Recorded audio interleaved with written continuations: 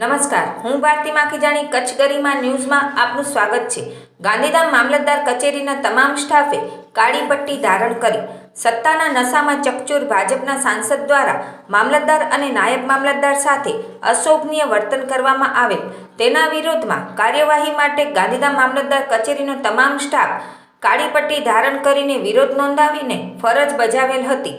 તારીખ 22/2/2022ના રોજ મોજે ઝાલોદ તાલુકો કરજણ જિલ્લો વડોદરા મધ્યે થયેલ ગમખ્વાર અકસ્માતમાં 3 જણાના મોત થયેલ બનાવના સ્થળે પોલીસ અધિકારીઓ સાથે મામલતદાર અને નાયબ મામલતદાર અને અન્ય મહેસૂલી કર્મચારીઓ સાથે ભરૂચના સાંસદ મનસુખ વસાવા અને પૂર્વ ધારાસભ્ય કરજણ સતીશભાઈ નિશાળિયા હાજર રહેલ।